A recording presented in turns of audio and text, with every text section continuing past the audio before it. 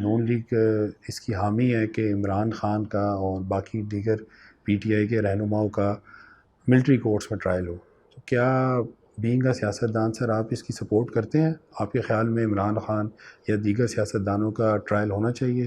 کل کو آپ کو یا باقیوں کو بھی یہ کچھ فیس کرنا پڑ سکتا ہے۔ دیکھیں، میں بطور ایک پاکستانی، بطور ایک سیاسی ورکر کے کسی طور بھی سپورٹ نہیں کر سکتا کہ کوئی سویلین کا ملٹری کورٹ میں ٹرائل ہو، مگر میں یہ بھی بات نظر انداز نہیں کر سکتا اور نہ کروں گا کہ پاکستان پر حملہ کرنے والے کو آپ سیاسی ورکر کہیں۔ 75 سالوں میں کیا آپ کی تنصیبات پر کسی نے حملہ کیا سیاسی ورکر نے؟ اور کیا پاکستان کی سرحدوں سے باہر سے آ کر کوئی ان تنصیبات پر حملہ کرتا ہے تو اس کو آپ سیاسی ورکر کہتے ہیں یا دہشت گرد کہتے ہیں؟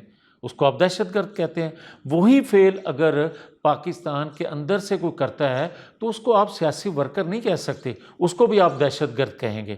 اور دہشت گردوں کے لیے کیا ملٹری کورٹ 75 سالوں میں کام نہیں کرتی رہی؟ اس وقت کسی نے آواز اٹھائی ہے؟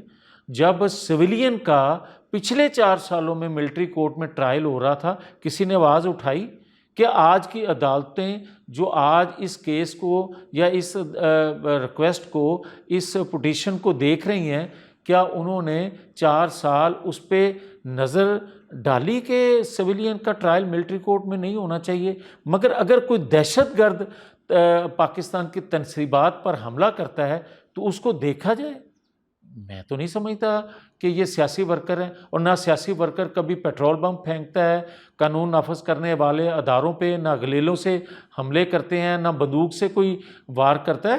سیاسی کارکن جو ہے غیر مسلح ہوتا ہے، غیر مسلح، وہ اپنی آواز بلند کرتا ہے، ہر جگہ اپنی آواز پہنچاتا ہے۔ ہم نے بھی ووٹ کو عزت دو کی بات کی، ہم نے بھی اداروں میں بیٹھے لوگوں کا جو کردار تھا اس پہ نام لے کر بات کی، مگر کیا ہم نے پاکستان کی تنصیبات پر حملہ کیا؟ ہم نے تصور نہیں کیا، اور نہ کر سکتے ہیں۔ آئندہ بھی اگر آئین سے ماورا کوئی ادارے میں بیٹھا شخص کام کرے گا تو اس کا نام لیں گے، کیوں نہیں لیں گے؟ مگر پاکستان کو نقصان کو پہنچائے یہ نہیں ہم تصور کر سکتے۔